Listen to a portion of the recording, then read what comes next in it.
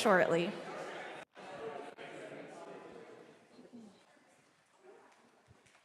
That got quiet real quick.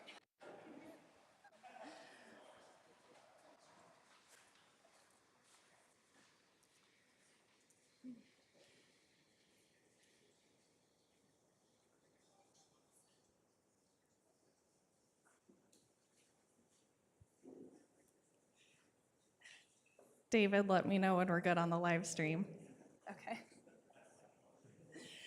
All right, welcome Peoria to the 2024 gBETA Distillery Lab Showcase event.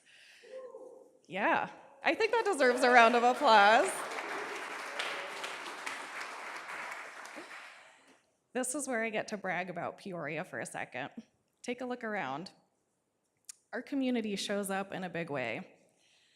In fact, when we look at gBETA showcases around the country, Peoria has one of the largest. Did you know that? So, I'm Danielle Scarzello, and I run the gBETA program here in Peoria, and soon to come, the G Alpha program. This night would not be possible without our sponsors, who are absolutely incredible to work with. So let's give a huge round of applause to OSF Healthcare, Peoria County, Distillery Labs, the building that we're in, Atolo, Hanson, the Central Illinois Angels, and INB.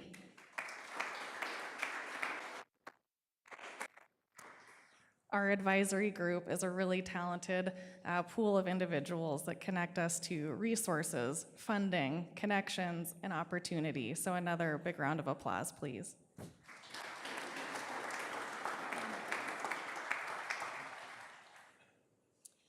Of course, this takes a village, and Peoria has a pretty awesome village, if I do say so myself. These are just a few of the faces that chime in and serve as mentors in one way or another. So take a look at these faces and just know that our community really pulls together in the face of entrepreneurship and founders. There's many more, but these were the headshots I could find. So what is gBETA exactly? It's a free 7-week accelerator course for those that are interested in seeking fundraising for venture capital. They're also interested in scaling their companies and accelerating their growth. So, by the numbers, around the nation, gBETA has worked with over 1,000 companies, raised over $775 million, and created 4,766 jobs. To shed some light, last year at our showcase, this is where Distillery Lab's gBETA market looked like. We had worked with 20 companies, raised $241,500, and had 43 jobs created. I think that this is really important when we're taking a look at the numbers and the growth of Peoria, because this is where we are today. We have now worked with 29 companies, created 58 jobs, and raised $1.2 million, which is a 5x return on your community investment. Great job, Peoria.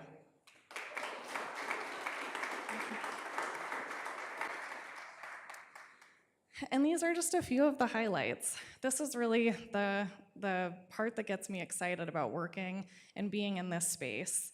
You'll see that not only are numbers, dollars raised, metrics hit, a big part of what we're doing, but we're also doing so much more. We're getting our founders involved in local pitch competitions, sparking community engagement discussions with groups such as Women in Leadership. Our founders are meeting with world leaders and striking partnerships and organizations. They're winning local SBDC awards for Innovation of the Year. Shout out ColorForge.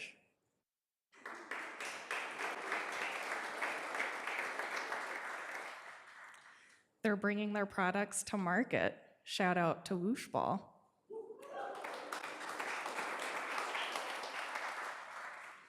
They're attending generator conferences, which is the farm sitter here in the bottom left corner.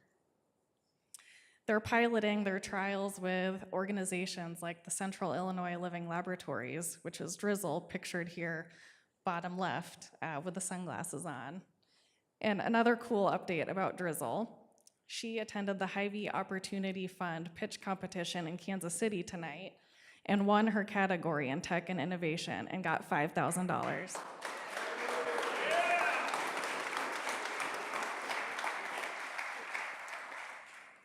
We also received word that another team, who you'll hear from tonight, won $2,500 at the same competition.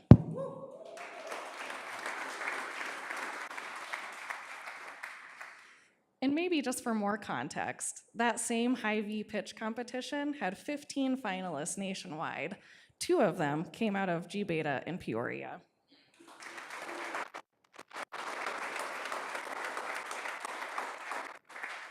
So I close with this thought here. Peoria may be a small community, but we make a big freaking impact, you guys. So I'm gonna turn it over to Nate Dominigini, but a real quick plug that we have G Alpha coming this fall. The application is open until September 17th. I would highly consider that you apply for this. This is a 4-week free ideation workshop for those that have an idea or maybe 500 ideas. I know that you're out there. So apply, we'd love to work with you. And with that, Nate Dominigini. You just.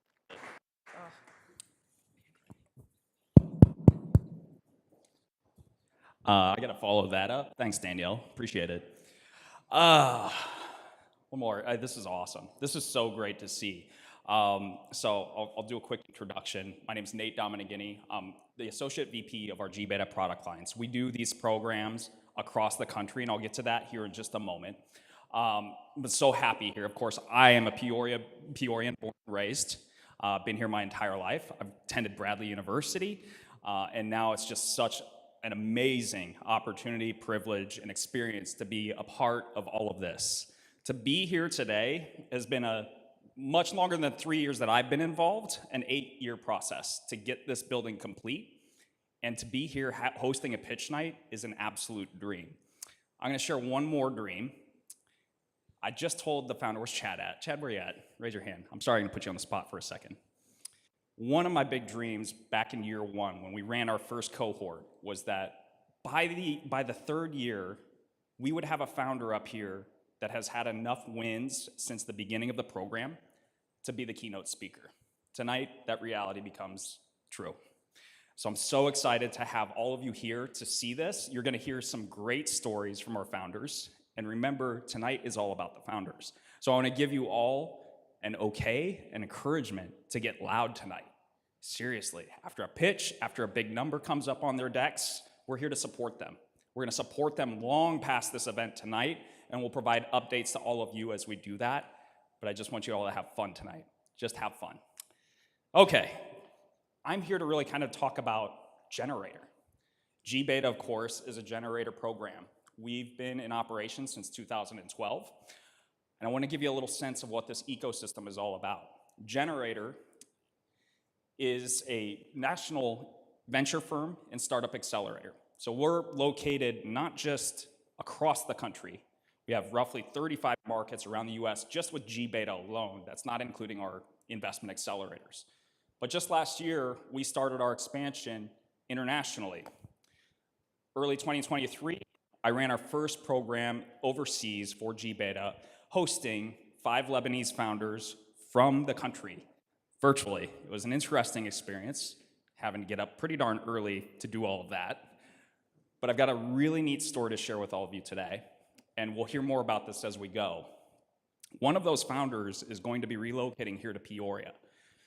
We have an agreement with a local university, and I'm not gonna throw anything out there yet, but she'll be serving as an entrepreneur in residence to not just support the students within that university and their startups, but also to support the startups that operate within Distillery Labs, and she's so incredibly excited to do it. But just to give you a sense of what we do, not just here in the United States, not just here in Peoria, but across the world, is coming back to Peoria to benefit us right now. And that's something really, really cool. So our mission with Generator is to be the best partner for a community to invest in its best and brightest. You just heard Danielle talk about a ton of highlights. It takes time to get to that. It takes time. This is a lot of early stage startups that you're gonna hear pitched tonight that have a long way to go. It's a long journey. Founders, is it easy? Nope. And it's gonna get harder.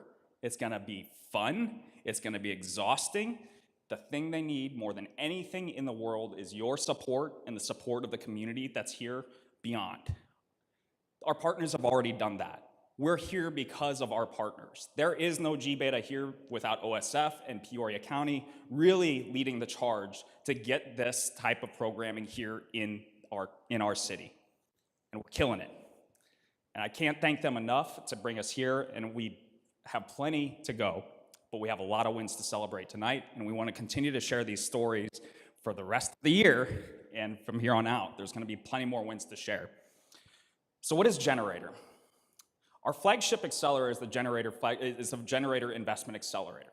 Our goal with gBETA for all of these companies is that they're going to go on and achieve one of three goals. They're going to raise their first $50,000 in follow-on financing. They're going to go on and participate in their first investment accelerator for equity, or they're going to be acquired. All three of those metrics have been hit by one or the other company within the alum group within gBETA. That's happened here in Peoria already.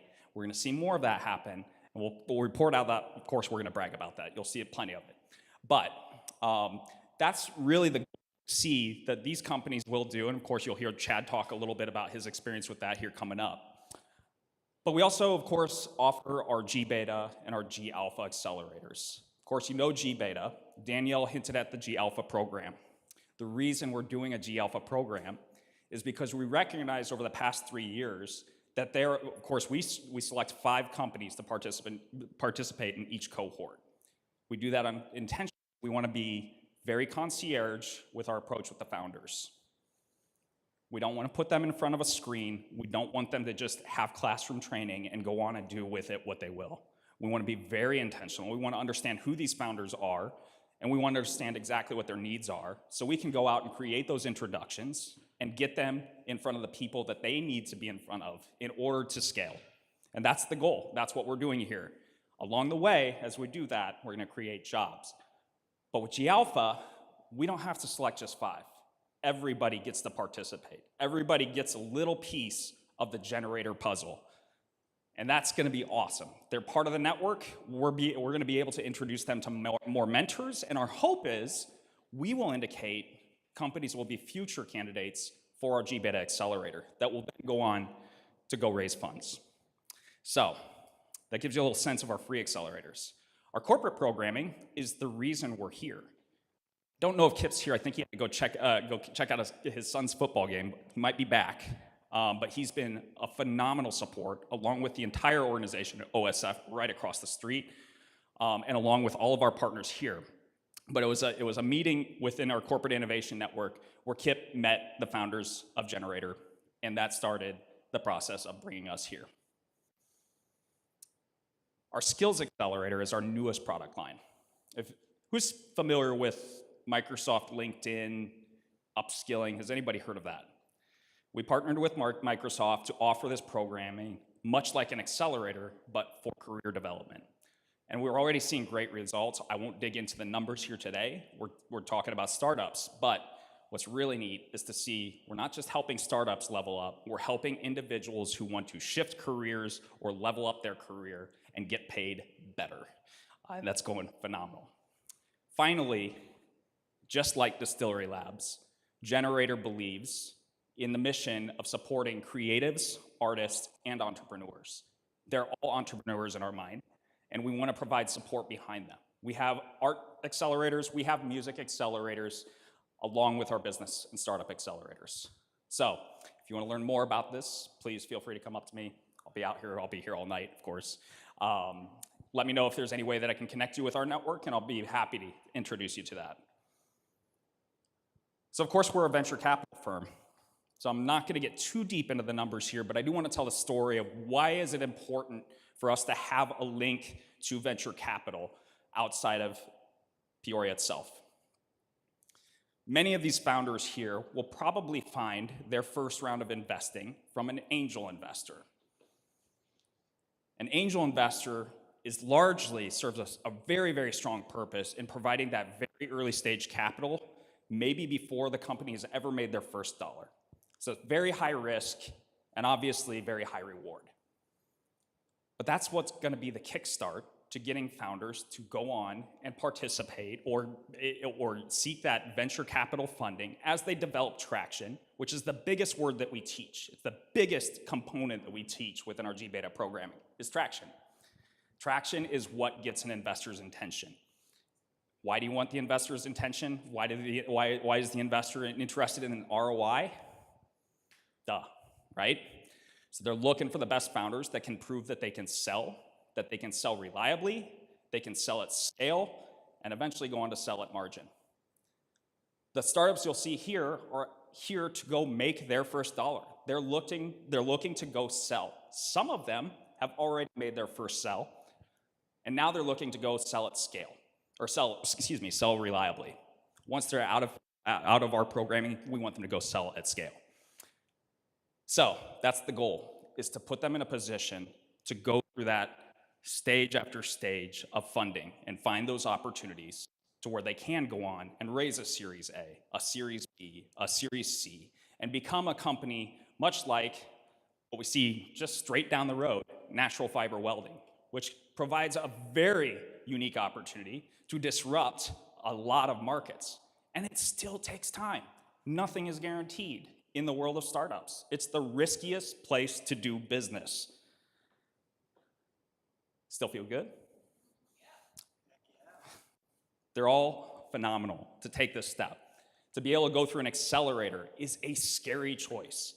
To go talk to investors for the first time is very, very, very scary. They've all done it. They've all pitched to 25 or more investors before they've been up here on the stage to share with you. So they've seen it. They've had feedback from more than 30 mentors each cohort. They've had feedback from more than 25 investors each cohort. Thank you, Danielle, for that hard work. That was no easy lift for her. Okay, numbers, I'm not going to dig in. Some of you investment-minded individuals, I can talk about this with you later. Come up to me and we'll talk. Generator itself, and I'm gonna talk just out of, a little bit biased, but also very proud. We've constantly been awarded time and time again for being one of the most innovative employers. And I think Danielle and I can probably both attest to that. We love our jobs. We love the ability to work with some of the brightest individuals we've ever met. So we also love being able to do that right here in my own backyard where I grew up. We're a certified B corporation. Not many companies can preach and brag about that. We're very transparent. We like to share what our mission is, and we like to do good within the communities. You'll see this, of course, we invest across race, place, and gender. That is our bread and butter. We do it within what many might consider flyover country, the Midwest, markets that are outside of what we all know is very strong startup ecosystem, like Silicon Valley, Los Angeles, New York. We're doing it right here, because nobody said 10 years ago, 15 years ago, it could be done. So our founders, Joe Kurgis and Troy Fossler, two lawyers, got together, said, we don't believe that. We don't believe that one bit. And since then, in 2012, that they got together and decided to start Generator, they've built a company of 120 full-time employees, widely diverse group of individuals, the best team of individuals I've ever worked with, and you see how diverse we are. Now, where are we? This includes all of our investment accelerators, as well as our gBETA accelerators, as well as our gAlpha accelerators, along with our art accelerators and our music accelerators. You see the international market. Next year, that'll be bigger. So a few numbers about Generator and what we've created as a company as a whole. This includes both gBETA and our flagship investment accelerators. Just this year, we crossed $2 billion in follow-on financing among all of the startups that have come through. That's 1,436 startups, all from underserved communities. Remember, many said this couldn't be done. and we're continuing to do it. We're building it up here in Peoria. As Daniel alluded to, you'll see those numbers change very, very frequently. And we focus on founders who come from underrepresented communities, who come from underserved communities, and these numbers back us up. Those numbers you saw in the previous slide was all accomplished by everybody. Everybody we know, so many who don't look like me. And I want to see that happen more and more here. That's what Distillery Labs intends to do, and that's what we intend to do. It's a beautiful, beautiful partnership. So let's understand how these programs work a little bit. So of course, I mentioned our investment accelerator, and really gBETA is a truncated version of our investment accelerators. gBETA itself is a 7-week accelerator. Our investment accelerators are 12 weeks. We take the best elements of our investment accelerator, whittle it down to make it something that's reasonable, because remember, in an investment accelerator, most startup founders are full-time. Not everybody is necessarily full-time here. They're working full-time jobs, they're taking care of kids, they don't have the sizable teams that you might see go through an investment accelerator, but we want to see that change. And that's what we're here to do, is help support them, that they see the opportunity, that they can comfortably and confidently make the decision that I can do this full-time. Who here would love to do what they're going to do successfully without having to go through the stress, right? That would be the dream. So I want to just congratulate all of you for the work that you've done, for the commitment you've provided to all of us, for engaging with our mentors, engaging with our investors, engaging within our community. And I'll say one more thing. They give back. They go to Bradley. They talk and mentor other young startups who are just got an idea. This is a big impact. It's not just providing 7 weeks of programming twice a year to pass on, and go on to succeed with your business. We are here for them for the life of their business. As long as they need us, we will be here for them. In turn, they're providing that to many, many more, far more than I could ever even put a name to or a number to. I think that's pretty darn incredible. If you don't mind, give all of our founders a round of applause for all they do, the hard work.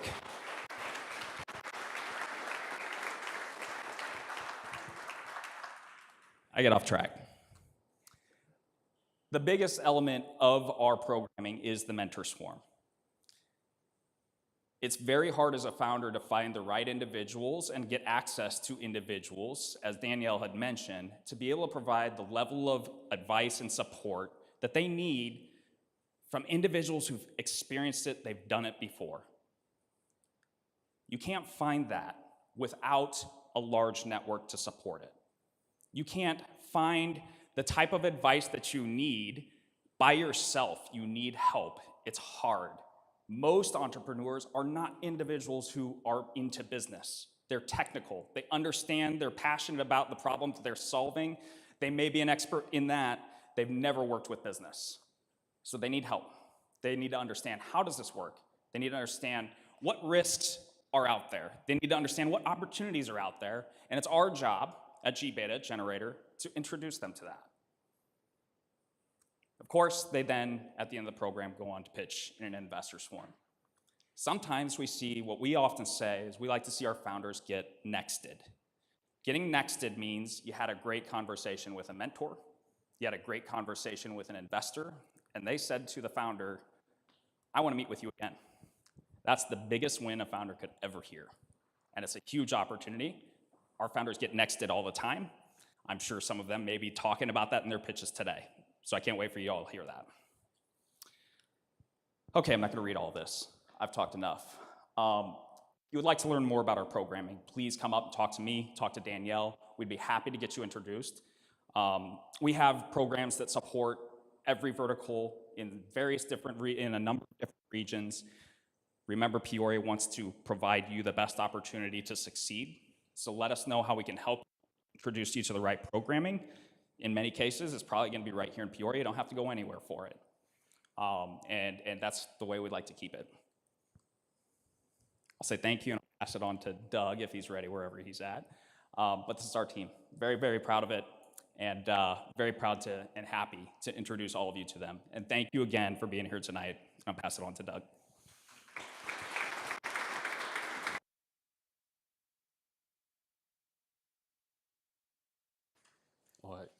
I don't think I need that. That was awkward. That was also awkward. Welcome to Distillery Labs. For those of you that haven't been here, welcome for the first time. This is your house, so feel free to mosey through afterwards, re-engage with some of the founders, learn more about what they do, what they hope to do. This is a community space, and quite literally, the space that we're in right here, this is a community space. Unlike most innovation hubs, our front door is open to anybody during normal business hours. So you can come in, have coffee, maybe have a collision with somebody else that might have the similar interest or might need something that you're an expert in. And that's what we want to do at this space. So for those of you that aren't aware, we'll just do a brief overview of Distillery Labs, and then we're going to get to the founders, because that's why we're all here. But Distillery Labs, we are part of an innovation network called the Illinois Innovation Network, and 15 hubs throughout the state. 14 of those hubs are all embedded within a university, and then there's us. It's a unique opportunity to where we can be a little more agile, we can pivot quickly, we can make decisions, we can take action, and that's why we are the first hub that had received some funding to come online, and we're super excited about that. And it gives us an opportunity as Peoria and as a community to help our regional ecosystem. So it's not just a Peoria and Peoria region. We have folks from Illinois Wesleyan over here. They're getting ready to get their idea center up and running. We're gonna be meeting again tomorrow, right? We had folks from ISU earlier. We had people from all over the state, and that's what it's about. We're able to tap into resources outside of the region, and we're also able to export our expertise and talents elsewhere throughout the state. So it's really exciting, and now we have this space. It's been a dream, it's been a vision. A lot of people have been working on this for 8+ years, and now that we're open, we have proof of concept, where if you have a space and you create an opportunity for these collisions to happen, or curated serendipity is the term we like to use here, magic happens. And we're already seeing that, of people come in for one reason, maybe it's to have a meeting at the coffee shop, and then they look back there and like, what's that? Oh, it's an innovation hub. Well, let's take you on a tour. And we are, by the end of this month, we will be full as far as closed door office space. When we're at capacity on the co-working space, we're gonna have 60 to 70 startups working in this building. That's bonkers. And when you do that, and then you mix in the secret sauce of anybody in the community can walk in, and now you have the gBETA, their entire staff here. Chamber of Commerce will be moving in a few weeks, starting to actually this week. We're gonna have Women's Business Development Center here. We are going to have SCORE mentors here. We're gonna have a presence with the Hispanic Chamber, the Black Chamber. We're gonna create opportunities for all these other organizations throughout the community to come in here, to have events, to do office hours. And the more we mix and we mingle, it's gonna be a very, very strong ecosystem. And that's why we are really getting a lot of recognition throughout the region, throughout the state, throughout the country, and now Brazil. I mean, now we're going international. There's a lot of activity going on. 2 companies looking at moving here because they came, they saw the community, they saw how affordable it is, quality of living, outdoor activities, the resources, the manufacturing, the logistics, technology, talent, like all of these things are here, and they have been here for a while. And it's an exciting time to be here. This is the trend that we're on as a startup community. And I think we're just getting started to recognize that. So appreciate you all being here. This is a very tangible way to show your support, or maybe just curiosity. And that is one of the most powerful things in the world, is just to simply be curious. Let me learn more about that. Oh, tell me more. That can lead to something else. And so thank you so much for being here. Thank you for all that you do within the community. Be proud of Peoria and the entire region. and enjoy yourselves the rest of the time. Thank you.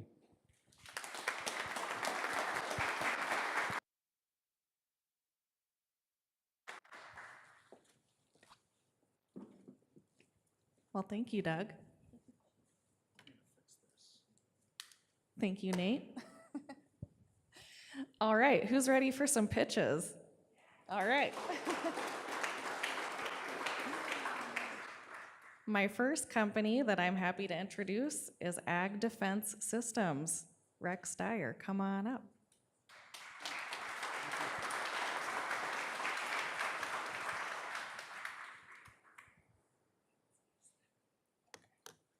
Hello, thank you all for coming here. My name is Rex Dyer. I'm the founder and CEO of Ag Defense Systems. And regarding foodborne illness, it's the mission of Ag Defense Systems to move food safety from the current food recall reactive approach to a preventive approach. We have 2 patents on the device and the method that I'll be talking about. And recently, we've also been invited by the National Science Foundation to submit a Phase 1 Small Business Innovative Research Grant. The problem we're trying to solve is a food recall problem related to foodborne illness. And part of the reasons recalls happen is testing is done off-site. So food processors send their samples to off-site third-party labs, and the turnaround time on results is so long that perishable food is sent to market before results get back. So if illnesses start happening in the market, or the processor gets results back saying a batch is bad, they've got to do a huge, expensive food recall to get that public health threat out of the market.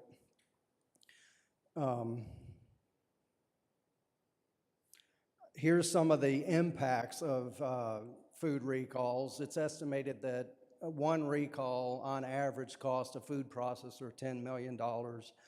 81% of processors say that food recalls are catastrophic to their business, and it's been estimated that 17.6 billion in medical and productivity losses occur each year.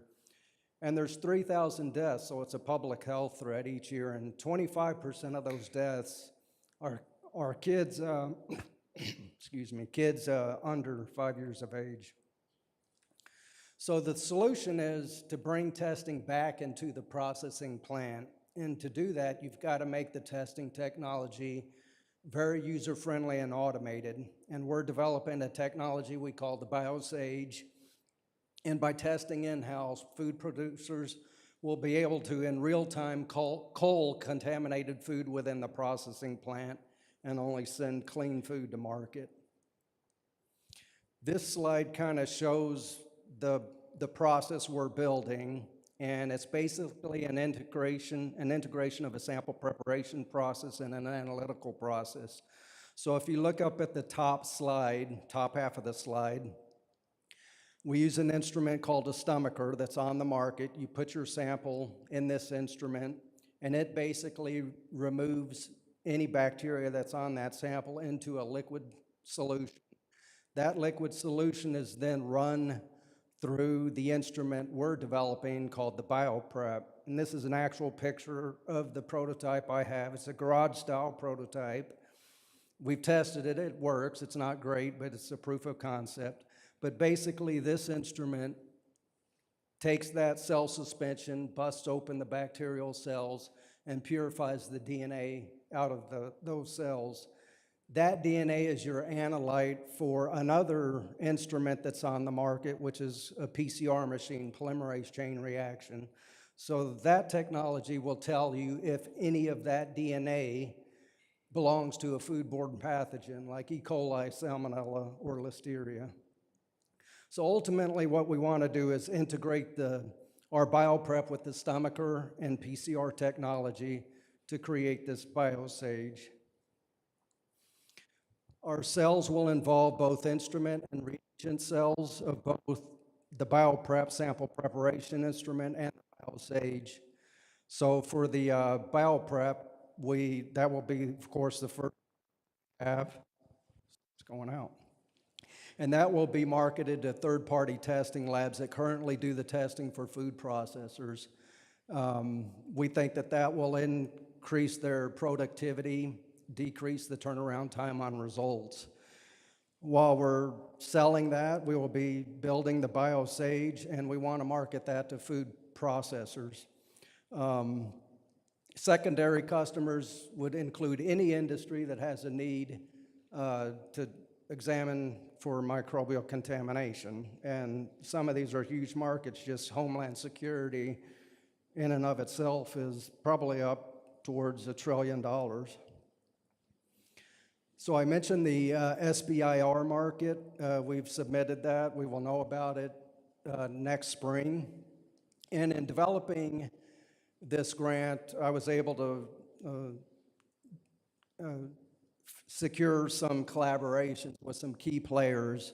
First off is Fermion XX. They're the OEM for the stomacher. They will be supplying an instrument for me to test. Integris Engineering will be doing the engineering, taking my garage-style bioprep and making more of a commercial instrument out of it. And then Dr. Matthew Stasiewicz at the U of I will be testing the stomacher in coordination with the bioprep. We hope to get enough data to attract a PCR vendor to bring in that last piece. For the market opportunity, looking at the bioprep, again, this is selling to the third-party testing labs that test for food processors. Target cost of $50,000 for that unit, and we've identified 736 accredited testing labs. These are labs that the FDA recognizes as having a credible testing service. Also have reagent cells with those customers at a cost of $1 per prep, and this is doing 5 preps a day for 250 days out of the year. So if you add up all the revenue from those cells, you have $69 million for that. And then looking at the BioSage, this again would be marketed to the food processors. The cost of the instrument at $80,000, and again, we'd have reagent kits for that at $85, doing 1,250 tests a year. Those cells come to $7.6 billion. If you add up the previous slide with that, it's about $7.1 billion initial target market. The team right now includes myself. I'm a microbiologist, and I've got expertise in this real-time PCR technology.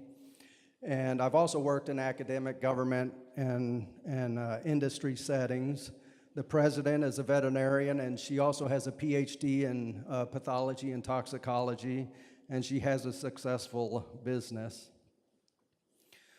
Our needs are really funding for engineering. We're looking at a little over $5 million over 2 years. A lot of that funding go towards engineering, both bioprep and the BioSage. In the second year, we would be also developing both, doing some testing on both instruments, some real-world testing, also regulatory validation, and then transferring to manufacturing for cells. Thank you.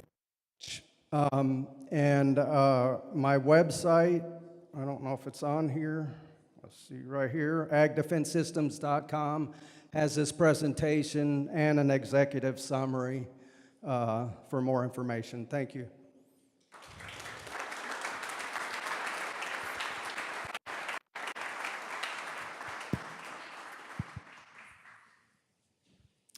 All right, next up, we think that drones are a thing of the future, more like a thing of the present. James Roque, come on up.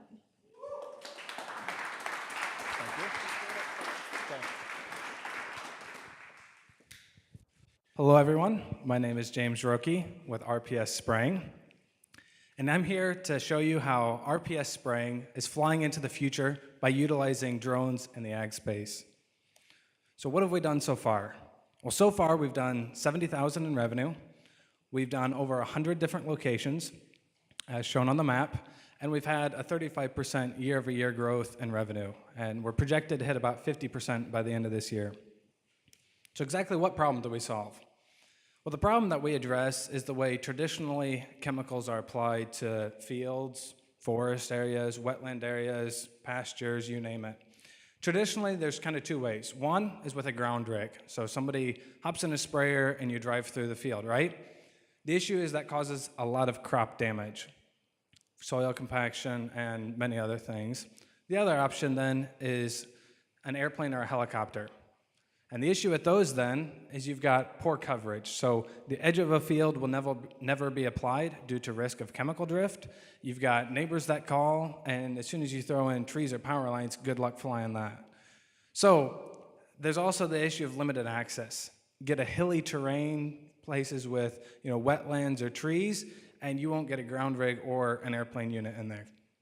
So the solution to provide a safe operation by utilizing drones. These have no pilot in them, so if you crash a drone, you're not likely going to kill somebody. And they're also much more precise. So they can fly a field, they won't crush the crops, and they can do high precision. So you can fly the edges of a field, even if there's houses nearby, another field, or an organic farmer, wetland areas, trees, forest, you name it. They're also very versatile. So you can spread seeds with this. You can go out and spray an area. You can go spread for duck clubs. That's something that we commonly do. So by utilizing the same asset, you can do a variety of jobs. Now the question is, what makes RPS any different from Joe down the road who just bought his new ag drone and he's having fun testing it? Well, here at RPS Spraying, we've been doing this for a little while. So we've got brand recognition. I receive a variety of calls this year from people who had a bad experience with another applicator, or they had heard from someone who we had done application for, and they would like to use our services. That helps us stay ahead, as this is a very rapid growing market. The other thing is a custom trailer. So in order to make all this work, you have to have a trailer, a ground system to run this off of. And currently, there's a lot of options out there. Ours is custom engineered, custom built. It is not patented. Somebody could build something better if they come up with it, but this has helped us to have an efficient and cheap operation, and as well as versatile. So all those different things you can do with the drone, you gotta have a trailer that can support that. One that can support enough chemical to pull into a farmer, to pull into a co-op, or to load it with seed on the back. So that really creates a lot of versatility, and we'd like to grow this. So in the next year, we'd like to add a second crew. We'd like to redesign our trailer so we can stay ahead of the competition and continue to reiterate and improve. And then we'd also like to get more advanced drones to allow us to do a variety of different things more efficiently, higher capacity, and potentially new markets. We've also identified a couple problems in other markets. So field mapping, field spotting, pilot training, and drone rentals are all areas that we have seen issues in and are actively working to provide solutions for. So what's the market look like? So the global market for ag drones is at $5 billion currently.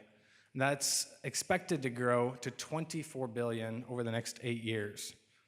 The US is currently at $500 million, and Illinois is estimated somewhere around 50 million actively with ag drones. Who's doing this? Well, it's not a very big team. You've got Matt Roque, my father. He is the funder and the owner of the business, and then myself, the founder and operator of the business. And I've got several licenses that allow me to do this job, as well That with Siri.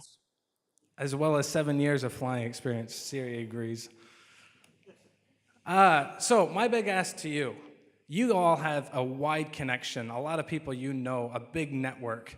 And through those people, whether it's other pilot instructors, drone partners, farmers, and agronomists, that helps us to continue to grow and learn, because there's a lot yet that can use this and a lot for us to learn. So I ask that you join us as we are flying into the future, outdoing traditional methods, which are dangerous, cause crop damage, they're imprecise, and they're pretty restricted.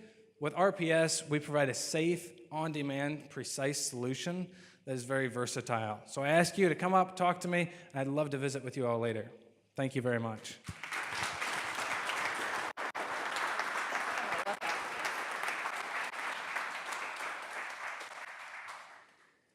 Sorry about that computer malfunction. All right, next up is a familiar face. Doug Cruitt, Scout and Soldier. Thank you. Hello again. Second, got to switch a little bit here. All right, Distillery Labs hat off, co-founder hat on. So how many here have used a ride-sharing app? Very good. Now, as a family, my family actually happens to be here, I have concerns over ride-sharing apps. Who's driving them? Are they safe? Are they in the right neighborhood? All of those things. So with Scout and Soldier, we kind of looked at the market and we said, all right, there's got to be a better way to do this. And it just so happens that my co-founder, John, who was at the booth and who's now back there, is, cover your ears, kids, he's a military badass. And his day job is to protect high net worth individuals, travel the world, protect their family. We're like, why can't we do something like that? So what we are creating with Scout and Soldier is a solution to kind of what you see up here. There are risks involved. How highly vetted are these drivers? What kind of protection can they actually provide to get you from point A to point B? And this is our traction, the evolution of our traction. And one thing I really want to point out right now is where you see the today, that has not moved since January 8th of this year. And the fact that I have a microphone and an audience, and then there's founders out there, and we coach and we mentor, we want to lead by example, I'm calling myself out on that. The fact that we went through an accelerator program, we moved very quickly. We had 3 or 4 people want to invest. I am not a technical co-founder. John, not a technical co-founder. All the other aspects of the business, we got that nailed down tight. Life got in the way. There was a building for me, for John, his business. His normal job took off. Those are all excuses. And so instead of being the normal pitch competition, or pitch showcase right now, we're gonna kind of quickly go through some of this stuff, and then the ask at the end is gonna be a little bit different. So when we look at the problem, crime rates are up. I think there's, anecdotally, people kind of feel that perhaps. But more than just the anecdotes, this is a survey that happens every year, has been going on for 15 or 20 years. How safe do you feel? Well, in Illinois, we don't feel so safe. And we look at other markets throughout the US. And what we want to provide is an on-demand rideshare app where you can get a highly vetted, highly certified security specialist that will get you from one point to the next, just like Uber. So you'll know that that driver is first aid trained. They have evasive driving tactics. They have de-escalation training. And that you know that when you or your family get into a vehicle, they're going to arrive safely. The initial model was business, was B2C. And we not only have the transportation side, like the typical Uber. In addition, we will have the what we call close protection, the bodyguard, right? Like some of you have probably seen that movie. Not quite like that, but similar to where that highly vetted, highly secure person is maybe 10 yards behind you and your family as you're going to that concert or something.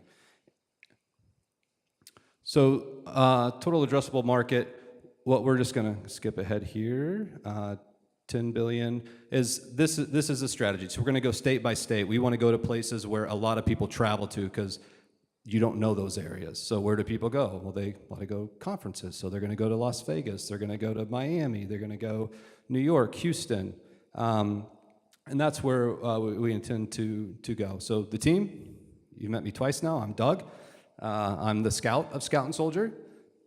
And we have John, highly decorated military service disabled veteran.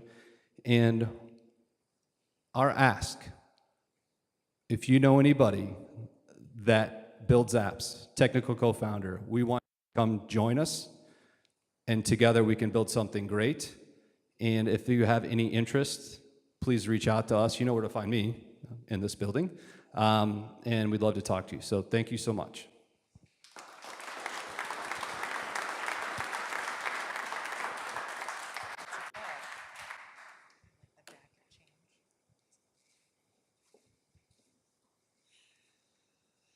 All right, next up, I am very excited to announce our keynote speaker of the evening.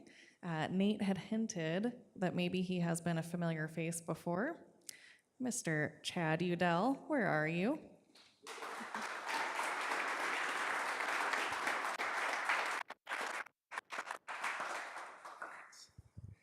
Thank you, Danielle. Thank you, Nate. Thanks, Doug. Thanks to everybody here from Distillery Labs, and thanks for the Peoria community for showing up.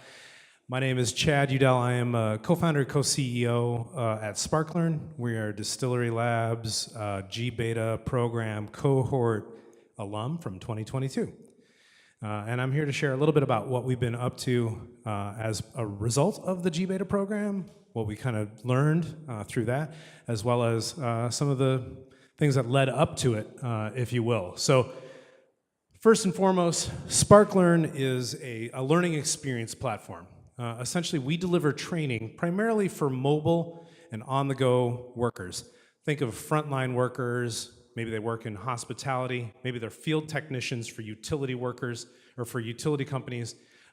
Essentially, they don't get a chance to sit down, they don't get a chance to go to webinars, or conferences, or training sessions, but they're still expected to do their day-to-day effectively, safely, and with great results. We deliver training at the point of need, primarily through mobile applications delivered on their phones. We have been a participant in the Generator gBETA program here through Distillery Labs, and as a result of that, we're able to get introductions into one of the equity accelerators that Generator also hosts in collaboration with a couple different financial services organizations, ECMC being the one of them, and joined the on-ramp Workforce Education and Innovation cohort in 2023.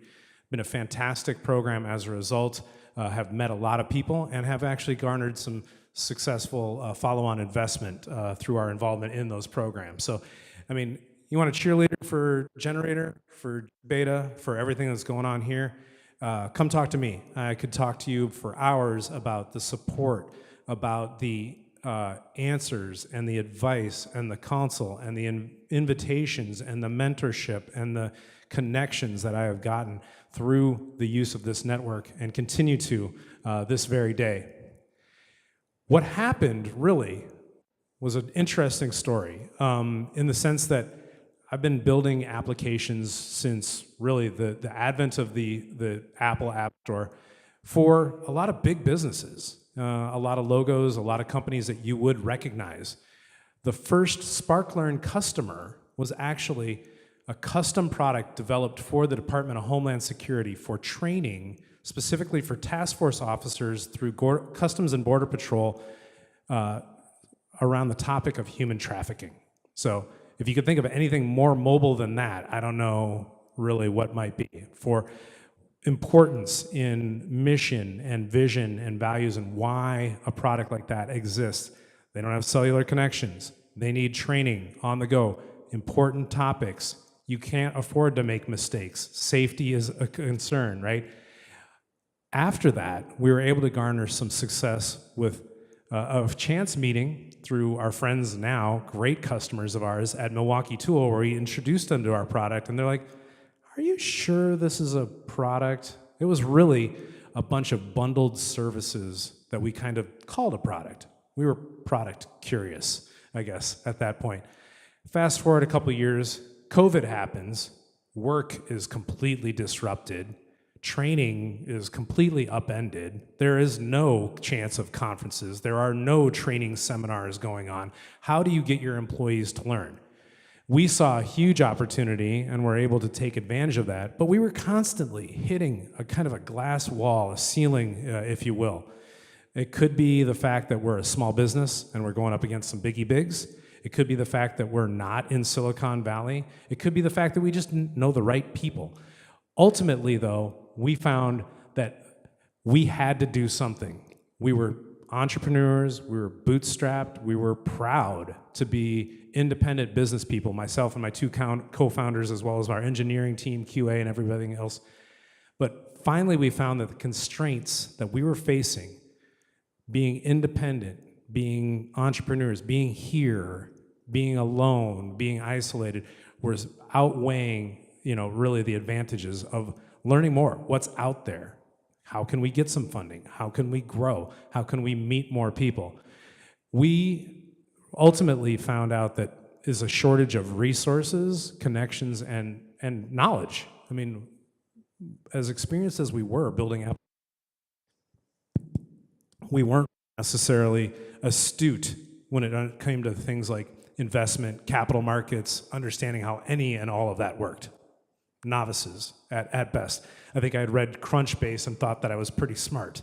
That was about it, right? When it comes right down to it, what we got when we engaged with Generator, there was a fateful meeting. I think Nate and maybe Aaron and Andrew at that time came out to our offices in Morton. It was an introduction that came through the Morton EDC. Leanne Brown there, the chairperson at that time, got us an introduction to some folks, let us know about this new program that was coming to town, had just done their first cohort, Generators gBETA, and we were excited.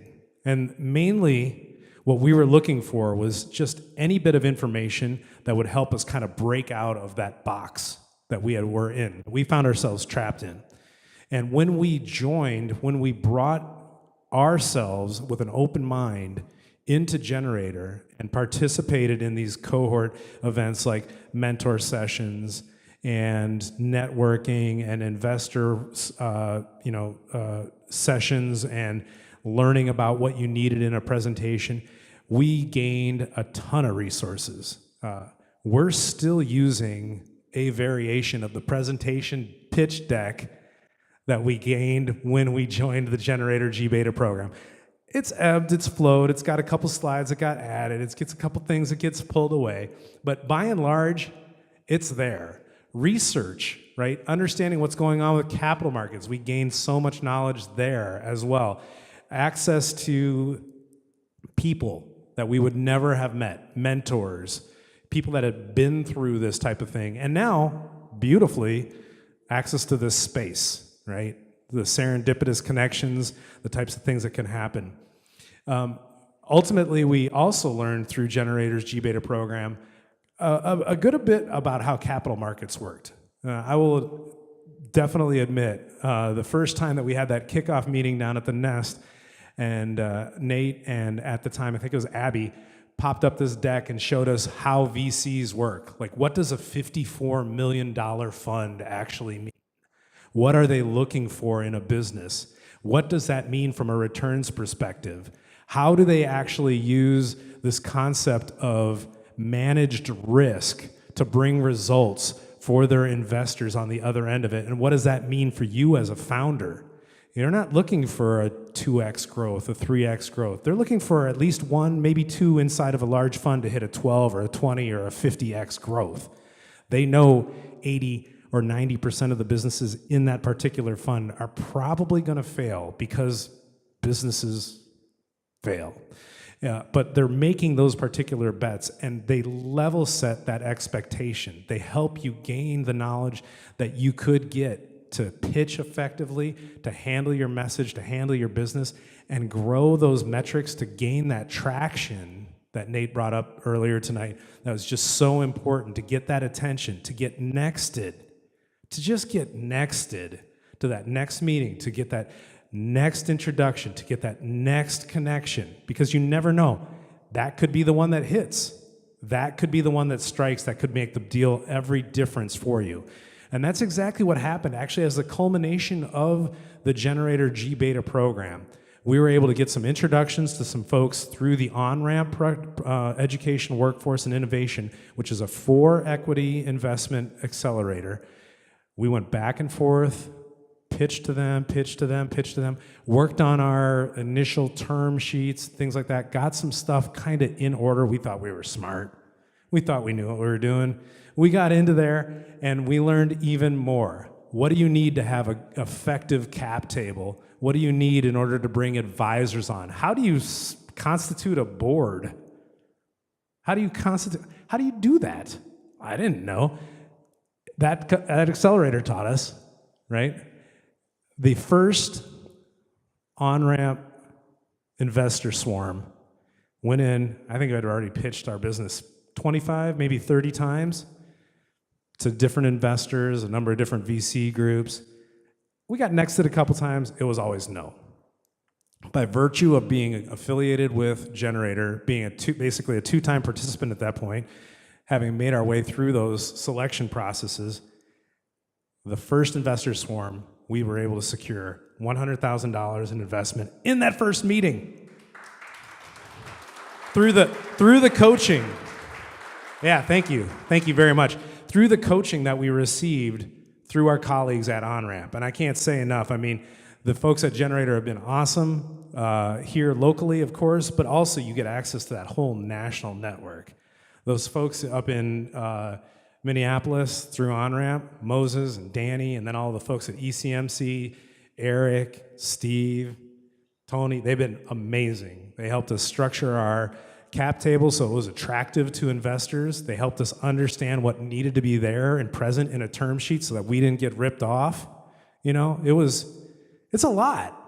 It's a lot. And then meanwhile, happenstance, I guess, bad timing, SVB, the Silicon Valley Bank, exploded while we were going through that particular program.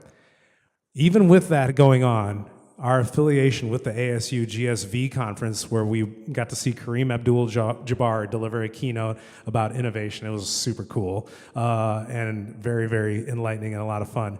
There were still deals getting made. We were able to successfully, through OnRamp, not just get that initial on-ramp investment from them for $100K, and then the initial follow-on with Right Side Capital Management, but we secured investment through WGU Labs, which came with both funding as well as expertise in consulting, and it also got support from a local angel investor here as well, who we later invited to come on as a board member. We couldn't be prouder, we couldn't be happier, we couldn't be more excited than what we've been able to gain through this particular program. And what I would say is, with G Alpha coming up here now, it's on. Throw your hat in the ring. If you've got an idea, if even it's just on the back of a cocktail napkin, put it in there. You never know if you're gonna get it unless you actually try, you know? And so what we've learned so far has been, I guess, almost immeasurable, but it continues to make our product better, continues to make our market better, continues to make our outreach to our investors better.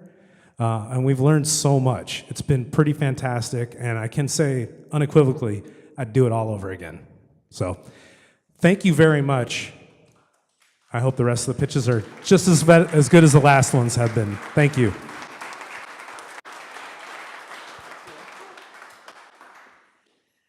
Do we need a seventh inning stretch? All right, next up is our spring cohort. We have 4 presentations and 2 videos. We'll jump to the videos last. But first up, Lux Blocks.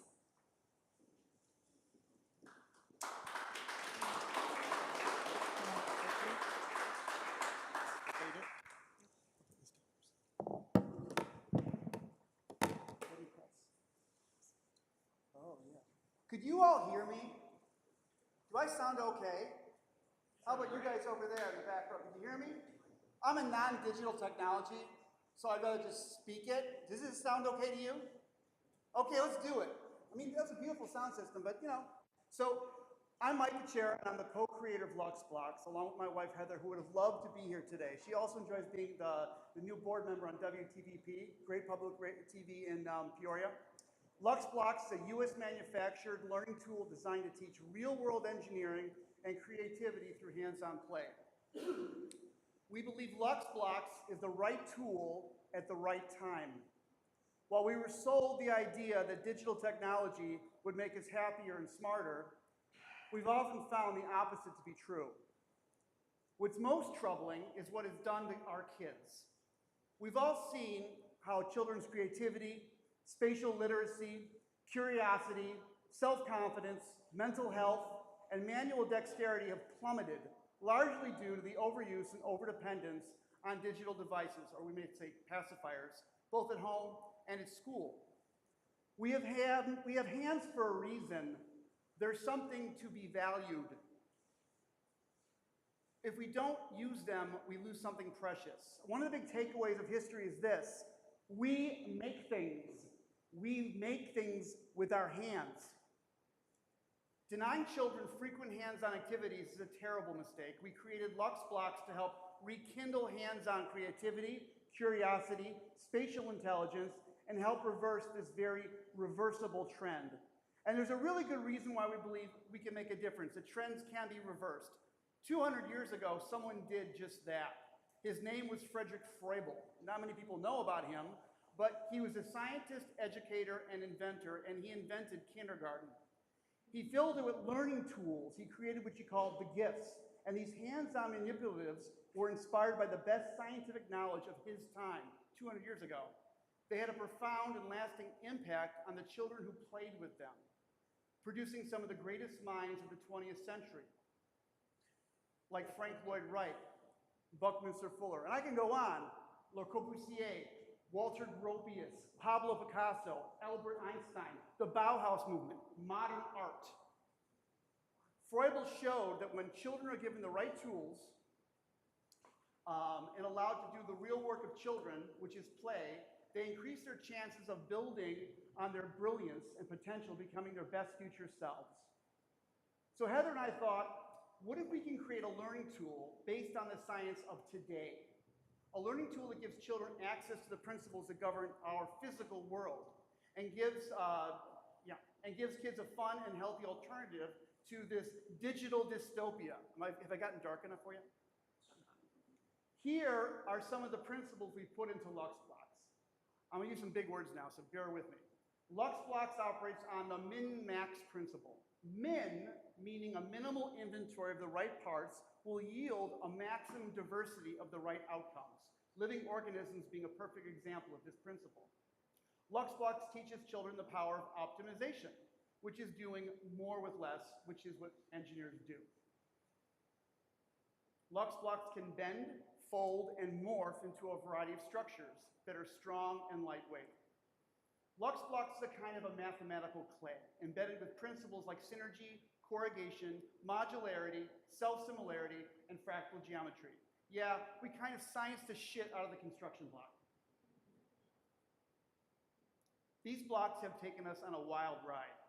One of the most rewarding parts of this journey has been Lux Blocks' impact within the autism community. Being recognized as one of the best STEM toys for children on the spectrum by the Center for Autism and Related Disorders. Lux Blocks has been found to help these children improve executive functioning, engage deeply through tactile play, and build confidence. Lux Blocks has also found a home in K-12 education and is used in some of the world's most elite schools, from Montessori schools in Sweden to the Illinois Math and Science Academy in Aurora. Educators around the globe are using Lux Blocks to engage students in STEM education, and they are raving about Lux Blocks, how it transforms their classrooms, creating spaces where children are deeply engaged, experimenting, and learning essential STEM concepts through hands-on play. Lux Blocks has been gaining attention and has been featured on Fox and Friends, Good Morning America, The Today Show. We've won numerous awards, including the FedEx Small Business Grant Challenge, Innovation of the Year from your Bradley University's Turner School of Entrepreneurship, and STEM Toy of the Year from Newsweek magazine. I'll end by asking you all to please help us. Think about someone you might know who could benefit from learning about Lux Blocks, whether it be in a program, a school district, a clinic, a museum shop. I can go on. Soon it's Christmas. Help us leverage the power of networks and get Lux Blocks into as many little hands as possible. Thank you so much for allowing me to share with you tonight.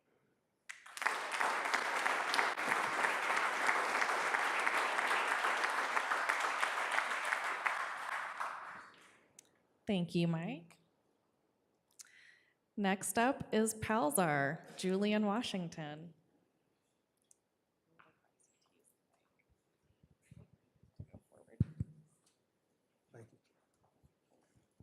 I'm Julian Washington, co-founder and CEO of Palzar, your name brand dropshipping platform. What we do at Palzar is we enhance the reliability and longevity of the dropshipping model by offering highly sought after name brand products along with market research to drive sustained growth. And what is dropshipping? So I'm gonna tell you a story about Mary. She owns a brand of hers that she uses a factory in China to ship and fulfill her orders. So what dropshipping is you don't have to take the stock, you don't have to have a warehouse, they ship directly to your customers. So I'm gonna tell you about Mary's journey and what it takes before she even gets started. So 85% of dropshippers fail, and 90% of that 85% fail within the first 4 months. That's often due to supplier instability, which is you don't have direct access to that factory. You don't have control over quality. They can do what they want. They can change your supplier right when you think you have a quality product. And also there's a lack of differentiation. And that's just where marketing dollars. Usually the top brands have the biggest budget. So if you don't have a big budget, you're not gonna be able to build your brand.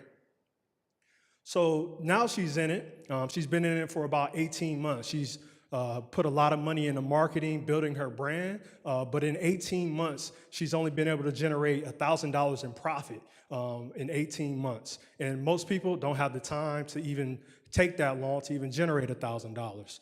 But this is a side business for her, so we'll give her time. And on average, it takes about 7 to 10 days for her orders to be fulfilled, which is oftentimes customers do not feel like waiting. On average, they want their orders in less than 3 days. And also, she can only sell to consumers. Consumers are only 40% of the market, where the biggest market, which is 60% of the market, goes to B2B sales, selling to the government, selling to schools and other institutions. So this is where she's introduced to Palzar. And what Palzar does is it gives her access to name brand products like 3M, Logitech, and Scholastic. So with Mary, she's been selling her brand to work from home mothers, IT equipment to work from home mothers. So we told her she should add Logitech and Asus to her catalog so she can leverage that community customer following to her website. So what we do as well is we give her fast shipping in 1 to 3 days, and we expand her market access. So now she can sell to schools, she can sell to other businesses, and also government organizations.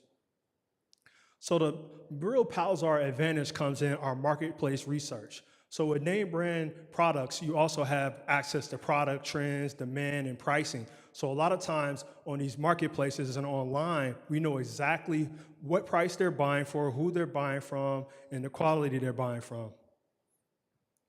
So we offer 2 different pricing models. For first, we like to do a discovery call where everyone gets a personalized plan. Some people want to be solopreneurs that want to transition to full-time. Some just want to be solopreneurs for a side hustle. We have a plan for everybody. And based on that plan, we come up with a wholesale plan or a drop shipping plan. A wholesale plan is essentially where we ship the product to you and you ship it to your own customers, which is $30 a month. And the drop shipping plan, which is $280 a month, is where we fulfill all your orders to your customers and you get a dedicated sales rep.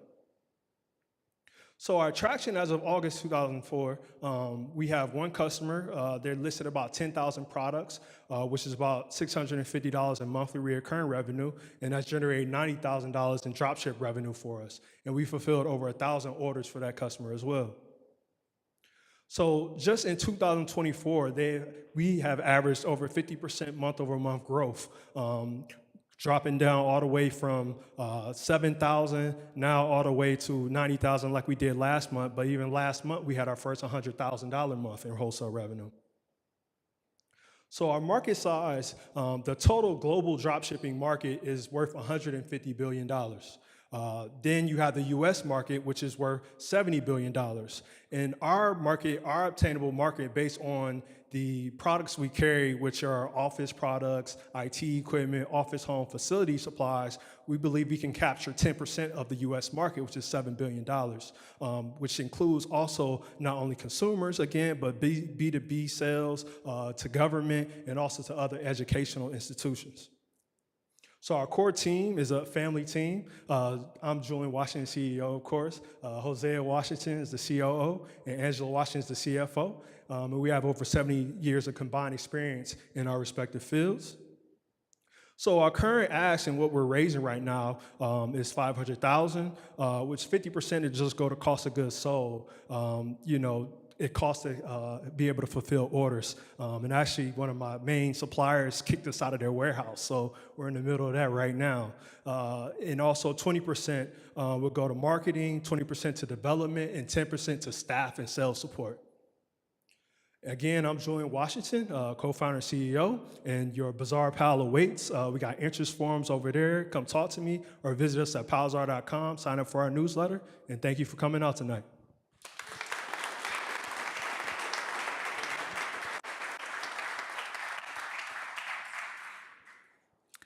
Next up, Shot Hawk.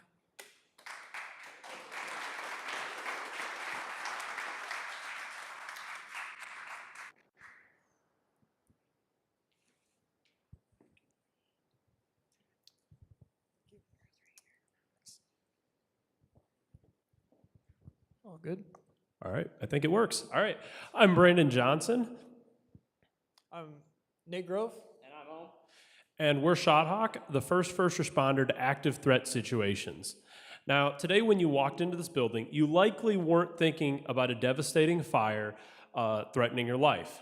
And that is because of decades of fire safety development and procedures that leave us feeling safe. We've got fire alarms to alert everyone of a threat. We have fire sprinklers to mitigate the threat. And of course, we have firefighters that arrive to take care of the fire when there is one. For active shootings and knife attacks, we don't have this. We have security systems that are in place. We have, in some buildings, panic buttons that can alert people, and we have police that arrive on scene. We're asking the fundamental question here at ShotHawk: what could be put in place to mitigate the threat until police or other safety officials arrive on scene? Well, here at ShotHawk, we've come up with the ShotHawk Spot, which can be put into an environment to mitigate the threat until safety officials respond. It does this by autonomously deploying pepper gel onto the active assailant until police arrive on scene to shut it down. By creating these active shooter responding units, ShotHawk is bridging the gap in police response time in order to mitigate the damage until they can arrive. This makes us the first responder on the scenes of active threats. Here's a sneak peek of our machine learning AI model that is able to detect firearms and other weapons. We started our roots here in Peoria, Illinois, founding the company in early 2023, and since we've expanded onto 2 different universities in the state. We've also been a part of several different programs across the country, and most recently we've qualified for the Microsoft Starters Founders Hub, giving us access to over $150,000 of Azure credits to help train our AI model. Additionally, we are lucky and fortunate to call Distillery Labs our home now for the next couple of years, as we have office here. And along the way, we've built a team, helped to support our mission, and we have 2 different advisors with combined 75 years of relevant industry experience to help us along the way. We're currently rolling out a phase development plan for our units. We're currently in phase 1, where we've deployed observation units, one of which was in the entryway that you just entered the building tonight. So these are going to observe and train our models in order to be accurate as possible. Next, in phase 2, we are deploying Silly String to fully fledge out our targeting system. And then in phase 3, we will integrate the full product with our non-lethal OC spray. Here's a brief timeline. We started in February 2023. Today, we are starting our pilot sales, as well as finishing up some development for our initial product. In Q1 2025, we'll go to market and beginning to ramp up our manufacturing. So there are 3 ways to buy today. You currently have the option of buying one of our very own pilot units that currently is installed in the front when you walked in. And that option can be sold at $3,000 for $25 a month. Be sure to get your hands on that if you're interested. Be sure to get your hands on that if you're interested, and be sure to come check us out at the booth to learn more information about this. But the way we do plan on selling this once we go to market is selling it at $8,000 as an outright buy with a $50 service charge per spot per month, or you can lease it for 5 months at $250 a month. And due to the high upfront barriers that we have witnessed with our customer discovery with K through 12 schools, we have currently been looking at critical infrastructure as our primary target market to work towards our K through 12 schools as a goal in the next 5 years. And as Zoe mentioned, here's kind of an overview of the markets we're looking to enter. We're first looking to enter critical infrastructure, then move on to military installments, commercial office space, public transportation, and then work our way into schools. We'd like to thank you all for joining us today, and we hope you help us in becoming the first responder to active threat situations. As Ohm said, if any of you are interested in pilot units, please come see us or visit our website at shothawkai.com. Thank you.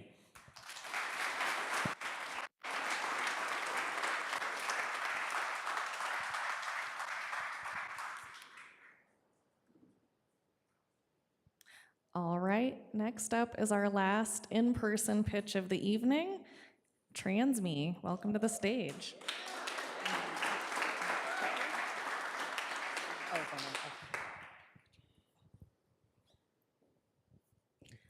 Imagine driving home in the evening without having to sing the quit, stop, stop song to your children while they're in the back of the seat fussing. And you can just have a Transme driver drop your child off at home. Now, there is a service that can help, and it's called Transme. Good evening. My name is Cherie Pinnell. I am the co-owner and founder of Transme. Transme, Transme connects parents and caregivers to trustworthy drivers in the community that can help fulfill their transportation needs.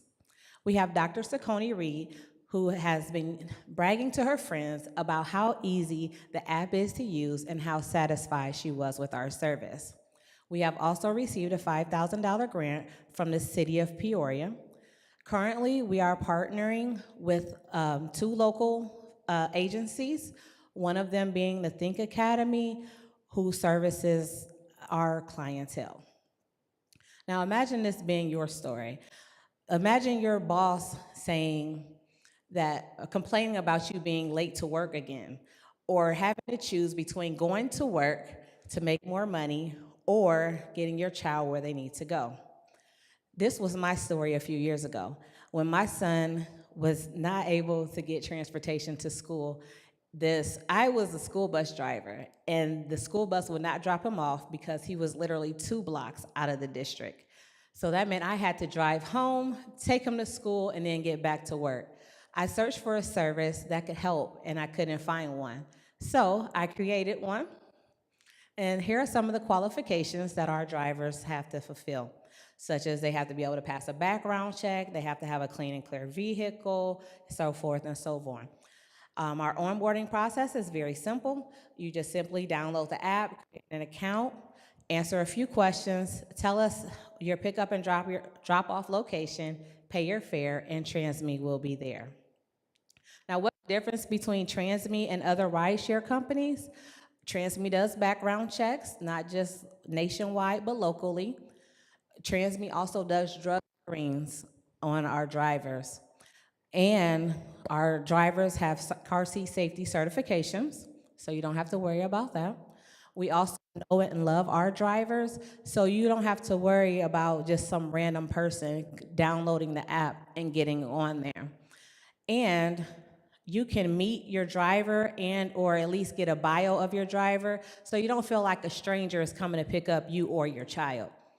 Now here we have one of our friends, Miss Rhonda and Miss Joanne, and they are so excited to use our service. We did promise to take them on a thrift store tour very soon, and so you can keep track of those kind of events on our Facebook page, which would be Transme LLC.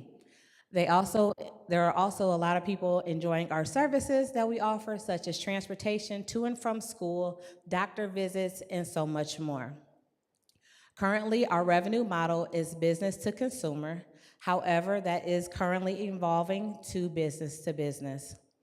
Now, the service available market in the state of Illinois is 1.6 billion. In Peoria, we're around 12.6 million, and Transme plans to be at 2.2 million very soon. Here's a sneak peek of the inside of our app where you can see where you can create an account and you can pick a ride and you can schedule the ride for your child. Currently, our road to success is testing, training, our soft launch, fundraising, doing social media blasts, and partnering with local agencies. From there, we will do mass marketing, partner with private schools, state subsidiaries, and more. Purchase a handicap accessible vehicle, partner with non-emergency transportation, repeat the same cycle in Bloomington, Illinois, and then start using our fare calculator and grow from there. Eventually, we will be nationwide. So here's our ask. We definitely need other connections in the community to help us grow. We're looking for car seats that are new.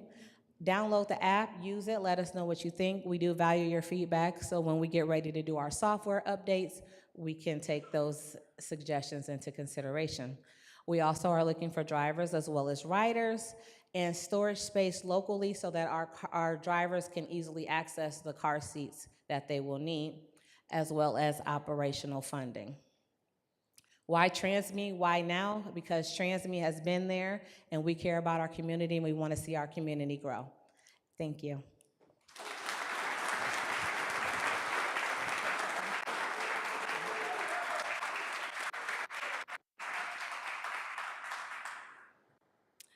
All right, so we have two teams that could not be with us in person today. The first is Switchbox, and it's for a very good reason. So a while back, I had sent them over an opportunity to apply for the Hy-Vee Opportunity Fund pitch competition in Kansas City. Lo and behold, that competition is happening today.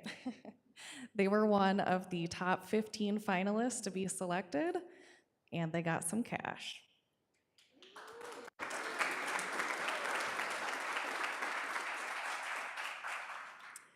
The other team is Terravate Energy. The CEO is in India this year working on the prototype because manufacturing cost is quite a bit more affordable there for them. So we're gonna test the volume really quick. And I will just put a disclaimer that the Switchbox video had some audio issues, so just please bear with me. Hello everyone, my name is Temi Akinlua, and I'm co-founder and CEO of Switchbox. And I'm Chase Brower, co-founder and CEO of Switchbox. And tonight we want to thank our lovely wives for introducing us here. So 5 minutes. That's about how long it's going to take for us to tell you a little bit about Switchbox. And it's also about how long it takes to fill up a gas car.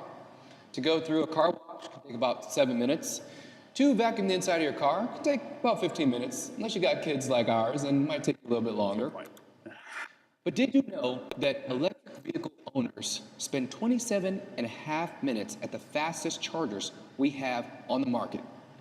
And this is quite a bit longer than what most people are used to. In fact, it's one of the biggest issues that new EV owners have. And on top of that, many charging stations have few amenities and scarce resources. So what you'll find is that EV owners are spending that time in their car, maybe scrolling on their phones, but with little option to do much else. So we'd like to do something about that. Introducing Switchbox, the service while you charge solution. What we've done is created a self-service kiosk that's located at level 3 charging stations that offers both physical equipment and digital services to rent and use during your charging experience. So our goal is to change the charging experience, and narrative in that sense.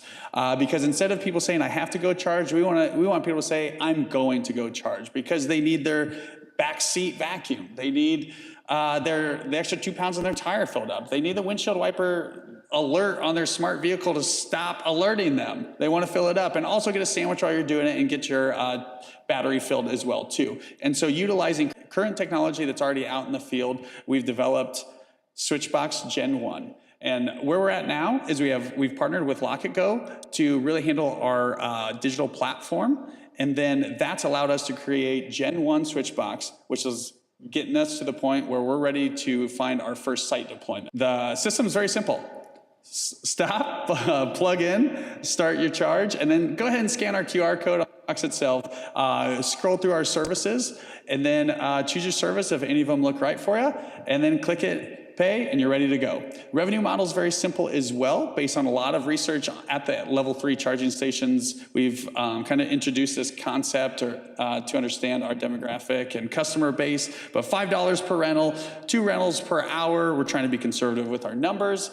And then about 8 hours per day is when the busy times are at the EV charging stations, and about 8 months out of the year being seasonal here in the Midwest, ultimately producing $19,000 per year with just Gen 1.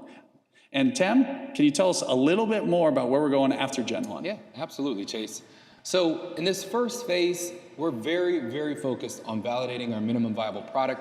Customers are telling us we can do that with equipment rental. But guess what? They also want to see supplies. We're going to validate wipes or air fresheners during this second phase. And we're also going to explore digital advertising as well as subscriptions for high-use customers. But in phase 3, we want the Switchbox to be a B2B platform. We want to partner with local businesses, explore affiliate marketing in front of this captive audience. And then with phase 4, we want to integrate our technology with the charging stations themselves. And this is where it gets interesting. And here's why. So this slide shows the stock price of 4 major charging companies here in the US. And you can see they've all been down and to the right over the past few years. Hasn't been so good. But imagine this. You have a gas station that just sells gas, okay? And then across the street, you have a gas station that also has a convenience store. Which one would you use? Which one do you think will make more money? I know which one I'd pick. Yeah, exactly. So we want Switchbox to be the C-store to charging stations today. So what could this look like at your business? Well, super easy and smooth deployment or removal. There's no cost to the owner, and 24/7 customer support. And as far as value goes, case studies have shown that Good evening. increase foot traffic as well as many other benefits. So let's take a look at that market. Well, there's currently 13,000 level 3 chargers in the US today, and that number is rapidly growing. If you were to put a Switchbox at each one of those locations, our phase 4 model, that brings our total addressable market to 650 million.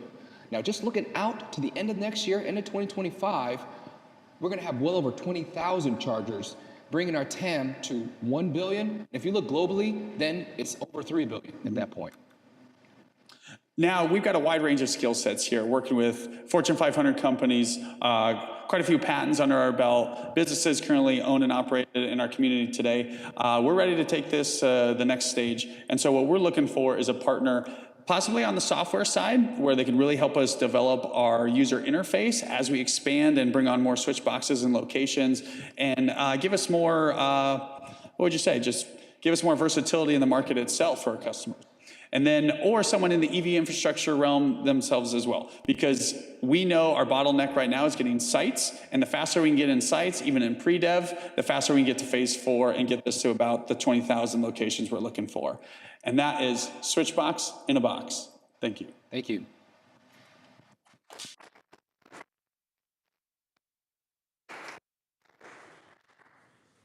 All right, I may be a millennial, but I am really bad with technology, so I am sorry about the computer glitches. All right, last video is Teravate Energy. Hello everyone. I hope everyone can see the screen and hear me well. I sincerely apologize for not being able to join in person and interact with everyone on this great day. But in the meantime, I would love to take you on the journey that Teravate Energy has had over the last year. My name is Aman Mehta, founder and CEO of Teravate Energy, where we are turning waste to clean energy by developing economical and sustainable waste management solutions for cattle farmers all across the United States. As of September 2024, we have raised close to $50,000 in funding and have participated in several pitch competitions as well, gBETA being our most recent. Before we move any forward, I would like to introduce you to meet Crystal, a 4th-generation family farm owner here in Midwest. She has around 200 cattle and also grows soybean and corn. Her 200 cattle generate 1.3 million gallons of manure every year, and she doesn't have the best way to dispose of the manure today. Now, she is not alone in this problem. There are 240,000 such crystals across the United States, and this is a double-edged sword. Such open manure management systems contribute to roughly 2% global emissions worldwide. Now, let's take a little look at the expenses that small farmers face. Small farms face a lot of electricity, manure spreading, and cattle bedding expenses annually. The endless number of expenses mean that the profit margins are very narrow, around about $50 to $100 per head. And we at Terravate Energy are in the pursuit of helping these farmers increase their profit margins significantly with the use of our technology, which is an anaerobic digester with the option to generate energy and electricity on site. The way that this technology works is that farmers can put their manure into the digester, and in an environment deficient of oxygen, we get two byproducts, biogas and fertilizer. The biogas can be run through a generator which can produce electricity that can be used on site, and the fertilizer can displace some of the fertilizer that a farmer typically purchases from the market. We create a lot of value for the farmers. First, we generate electricity and fertilizer savings for them annually. There are plenty of subsidy benefits that a farmer can now avail as well. And on top of that, there are carbon credits too. Keeping that in mind, with our cost of the digester of roughly $88,000, the farmer benefits from a 4-year payback period on their initial investment. Now, from the 240,000 such farmers across the United States, we plan to cover the Midwest region first, where there is an abundance of small to mid-sized farms, and our technology brings a lot of value in the cold climates. Covering 5% of Midwestern farms brings about a $400 million opportunity for us today. Now, there exist technologies that cater to large farms, and there are technologies which cater to small farms but in warm climates. However, our unique heating mechanism allows us to process the waste in the cold, brutal Midwestern temperatures as well. We are in the process of developing our MVP and are looking to partner up with farms for our prototype testing. Soon, we will be working with association conferences and look to develop AgTech partnerships to roll out our technology as well. And this is an update of our fundraising so far. We have raised over $50,000 so far and are looking to raise more in the future. Here is the team. I have worked in 3 clean tech startups and I'm full-time at Terravate Energy. Our advisors bring experiences from industry and academia. Our faculty advisors are biogas, methane, and sustainability experts with several publications, and our industry experts are past startup founders in the renewable energy space and have installed over 15 digesters across Midwest. Today, what we are seeking is to expand our network. We are looking to connect with people in the agricultural, dairy industry, or even manufacturing experts. Thank you so much for your time. I would have loved to answer your questions in person, but I would be so happy to connect with each and every one of you over email in the time to come. Thank you so much and have a great day ahead.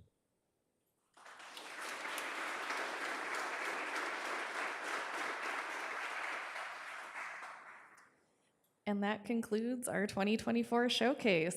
Thank you, Peoria, for coming out and supporting entrepreneurship.